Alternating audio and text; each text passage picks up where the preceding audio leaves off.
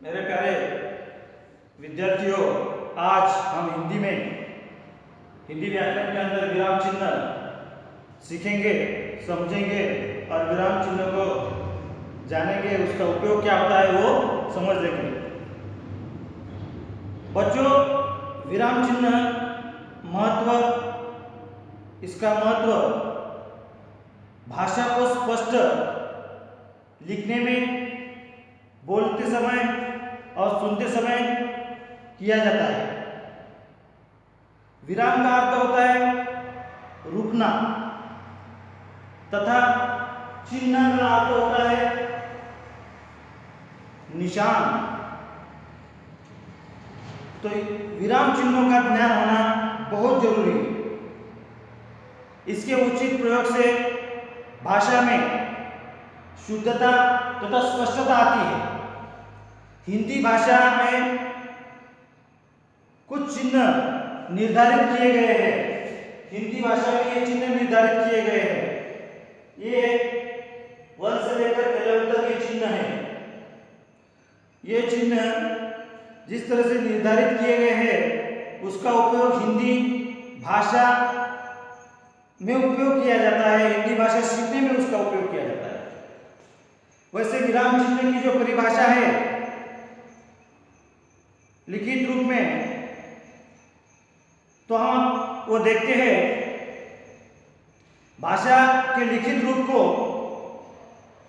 रोकने के लिए, भाषा जब लिखी जाती है, उस लिखित रूप को रोकने के लिए जिन संकेत चिन्हों का प्रयोग किया जाता है उन्हें विराम चिन्ह कहते हैं। ये संकेत चिन्ह है। तो ये संकेत चिन्ह भाषा में जो लिखित रूप से जब हम भाषा लिखते हैं, किस जगह पे हमको रुकना है, किस जगह पे विराम लेना है, ये चिन्ह के द्वारा उसका उपयोग किया जाता है।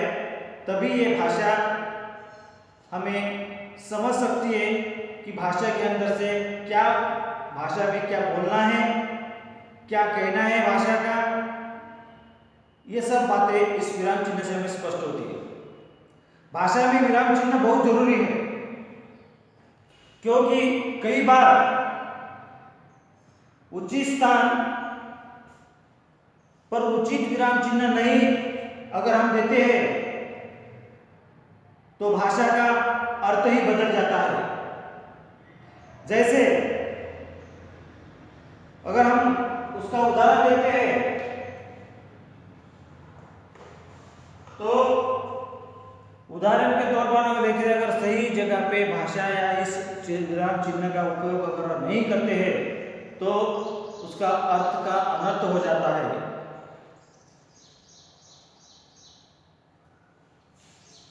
नरेश, तुम यहाँ रुकना मत,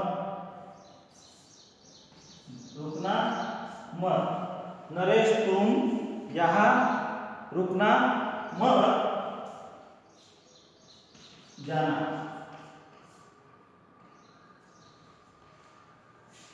उदाहरण, नरेश, तुम यहाँ रुकना मत जाना। समझो, ये नरेश को कहा है, किसने कहा है? समझो सोनम ने कहा है। सोनम ने कहा, नरेश, तुम यहाँ रुकना मत जाना। अब देखो, ये वाक्य है, लेकिन यहाँ पे चिन्ह दिया है अल्पविराम, अल्पविराम चिन्ह है, इसलिए यहाँ पे थोड़ा सा रुकना पड़ता है। नरेश, तुम यहाँ रुकना मत जाना, इसका अर्थ कैसे होता है? लेकिन सोनम को ऐसा कहना नहीं है। सोनम को कहना है कि नरेश, तुम यहाँ रुकना मत जाना। मतलब ये चिन्ह यहाँ पे होना है, ये चिन्ह यहाँ पे होना है। नरेश, तुम यहाँ रुकना मत जाना। सोनम को ऐसे कहना है, लेकिन गलत जगह पे अगर उसका उपयोग किया है विराम चिन्ह का, तो इसका अर्थ का विपरीत अर्थ होता है, उल्टा अर्थ होता है, अनर्थ होता है। इसलिए सही जगह पे ये जो निशान है, ये जो चिन्ह है, ये वाक्य में या हमारे पैराग्राफ में जिस तरह से ये विराम चिन्ह है वो देना चाहिए। कौन सी जगह पे रुकना है, कब रुकना है, ज्यादा रुकना है, ये सब इस विराम चिन्ह के वजह से, इस निशान की वजह से हम बोलते समय, लिखते समय इसका उपयोग करके उस तरह से हमें पढ़ना भी पड़ता है, लिखना भी पड़ता है।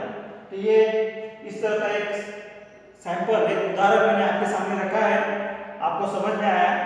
अगर ये चिन्ह अगर दूसरी जगह पे देते हैं तो इसका उल्टा अर्थ आपको समझ में आया होगा। नरेश तुम यहाँ रुकना, मत जाना। अगर ये विराम चिन्ह इधर से निकालते हैं और इस जगह पे अगर देते हैं तो इसका अर्थ विपरीत होता है, उल्टा अर्थ होता है, इसका अनर्थ होता है। नरेश तुम यहाँ रुकना, मत जाना, ऐसा इसका अर्थ होता है। इसलिए विराम चिन्ह भाषा के अंदर महत्वपूर्ण रोल निभाते हैं। इसके आगे हम अल्पविराम, अर्धविराम, पूर्णविराम, ये चिन्ह जो है ये विस्तार से एक एक चिन्ह को भाषा के अंदर किस तरह से यूज किया जाता है, ये हम अगले पीरियड में जानेंगे, समझेंगे।